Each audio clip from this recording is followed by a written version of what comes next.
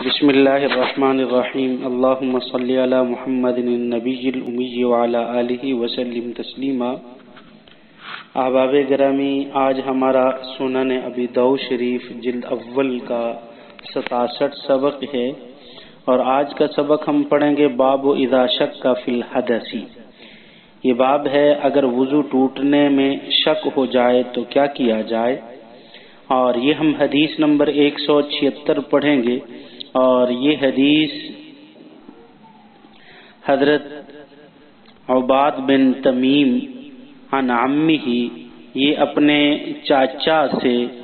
روایت کرتے ہیں کہ انہوں نے رسول اللہ صلی اللہ علیہ وسلم سے شکایت کی کہ کبھی کبھی انسان کو نماز کے دوران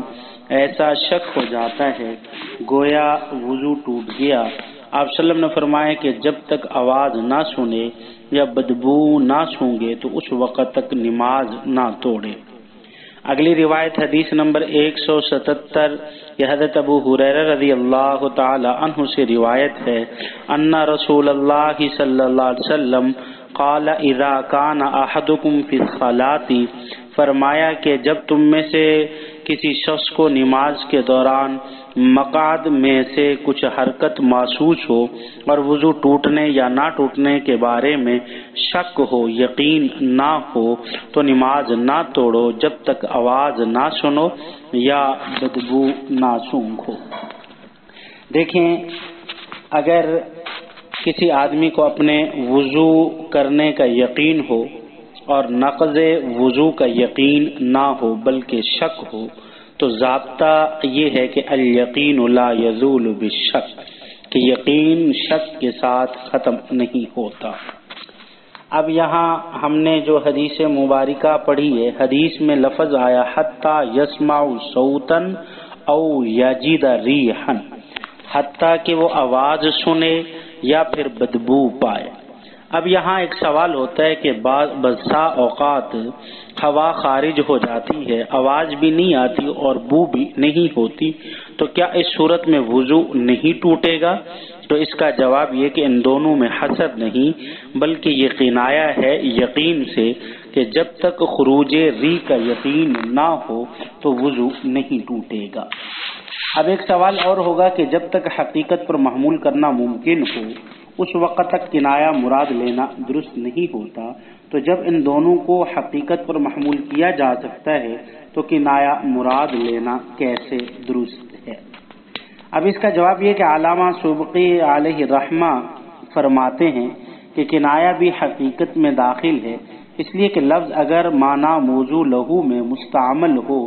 اور مقصود بھی معنی موضوع لہو ہو تو یہ حقیقت ہے، اور اگر لفظ معنی موضوع لہو میں مستعمل ہو لیکن مقصود معنی موضوع لہو کا لازم ہو تو یہ کنایہ ہے۔ خلاصہ یہ کہ کنایہ بھی حقیقت کا ہی فرد ہے، کیونکہ یہ بھی معنی موضوع لہو کے لیے مستعمل ہوتا ہے۔ اگلا باب باب الوضوء من القبلۃ، یہ باب ہے بوسہ لینے سے وضو کے نہ ٹوٹنے کے بیان میں۔ حدیث نمبر 178، حضرت عائشہ صدیقہ رضی اللہ تعالی عنہا سے روایت ہے کہ نبی کریم صلی اللہ علیہ وسلم نے حضرت عائشہ رضی اللہ تعالی عنہا کا بوسہ لیا، لیکن آپ صلی اللہ علیہ وسلم نے وضو نہیں کیا۔ امام ابو داؤد علیہ رحمہ فرماتے کہ حدیث مرسل ہے۔ امام ابراہیم تیمی نے حضرت عائشہ رضی اللہ تعالی عنہا سے یہ روایت نہیں سنی، اور امام ابو داؤد نے کہا کہ فریابی وغیرہ نے بھی اسی طرح روایت نقل کی ہے۔ آگے حدیث نمبر 179، یہ حدیث بھی حضرت عائشہ رضی اللہ تعالی عنہا سے مروی ہے کہ رسول اللہ صلی اللہ علیہ وسلم نے ازواج مطہرات رضوان اللہ علیہن میں سے کسی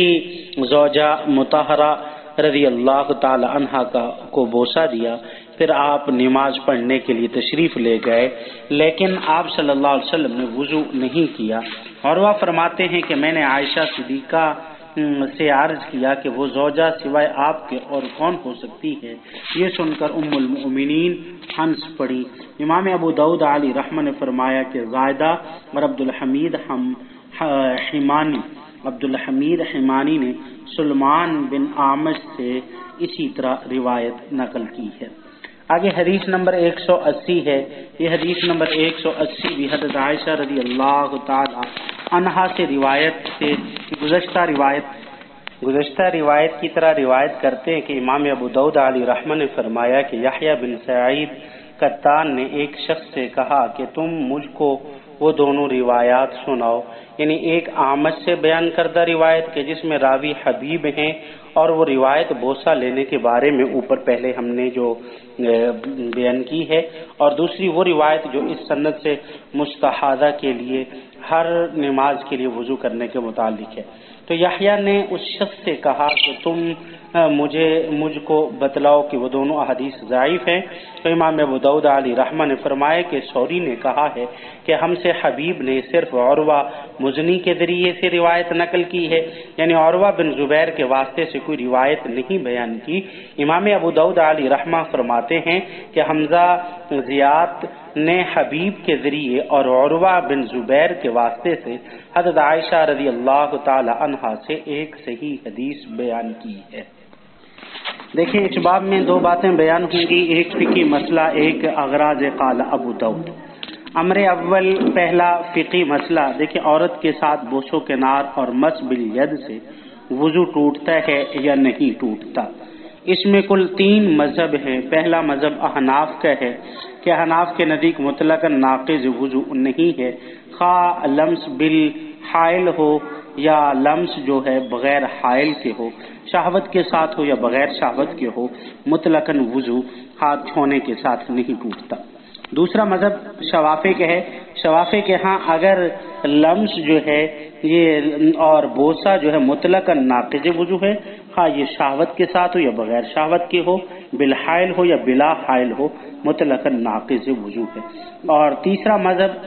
مالکیہ اور حنابلہ کا ہے کہ ان کے ہاں لمس و بوسہ اس وقت ناقض وضو ہے جب بغیر کسی چیز کے ہو، یعنی بلا حائل ہو اور بالشہوت ہو۔ اب یہاں دیکھیں شوافی فرماتے ہیں، شوافی کی سب سے پہلی دلیل یہ ہے کہ قرآن مجید کی آیت میں آتا ہے کہ اولا مستم النساء، کہ جب تم عورتوں کو چھو، فلم تجدوا ماء فتیمموا، پس اگر تم پانی نہ پاؤ تو تم تیمم کرو۔ تو اب اس سے معلوم ہوتا ہے کہ محض چھونے کے ساتھ بھی وضو ٹوٹ جاتا ہے۔ دیکھیں اس کا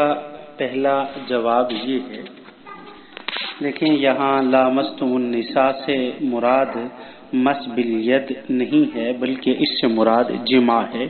کیونکہ رئیس المفسرین حضرت عبداللہ بن عباس رضی اللہ تعالی عنہ سے یہی تفسیر منقول ہے کہ وہ یہاں سے جماع مراد لیتے ہیں۔ تو اس لیے جب جماع ہوگا تو ظاہر بات ہے تو جب پانی نہ پائیں تو پھر وہ تیمم کریں گے غسل کرنے کے لیے۔ اور دیکھیں دوسری دلیل حدیث معاذ رضی اللہ تعالیٰ عنہ ہے، جس کا مضمون یہ ہے کہ ایک آدمی نے رسول اللہ صلی اللہ علیہ وسلم سے بوسہ لینے اور چھونے کے متعلق سوال کیا تو آپ صلی اللہ علیہ وسلم نے اس سائل کو وضو کرنے کا حکم دیا۔ اس سے معلوم ہوتا ہے کہ بھئی چھونے کے ساتھ لمس بالید اور فرمایا کہ بوسہ لینے کی صورت میں وضو ٹوٹ جاتا ہے۔ دیکھیں اس کا جواب یہ کہ یہ جو روایت ہے جہاں حضرت معاذ بن جبل رضی اللہ تعالیٰ عنہ سے نقل کرنا ہے، یہاں حضرت معاذ بن جبل سے نقل کرنے والے عبد الرحمن بن ابی لیلہ ہیں۔ حالانکہ عبد الرحمن کا سماع حضرت معاذ رضی اللہ تعالیٰ عنہ سے ثابت نہیں ہے، لہذا یہ حدیث منقطع ہے اور یہ حدیث قابل استدلال نہیں ہے۔ اور تیسری دلیل حضرت ابن عمر رضی اللہ تعالیٰ عنہ کا قول ہے کہ جس شخص نے اپنی بیوی کو بوسہ دیا یا اس کو چھویا ہاتھ کے ساتھ تو بس اس کے اوپر فعلیہ الوضو، اس کے اوپر وضو ہے۔ ہم اس کا جواب یہ دیتے ہیں کہ دیکھیں یہ قول صحابی کا ہے جو احادیث مشہورہ کا مقابلہ نہیں کر سکتا، اس وجہ سے یہ قابل استدلال نہیں ہے۔ باقی احناف کے دلائل، احناف کی دلیل یہی حدیث باب جو حدیث عائشہ ہے جو ہم نے تفصیل کے ساتھ بیان کی ہے، کہ جس میں آتا ہے کہ آپ صلی اللہ علیہ وسلم نے اپنی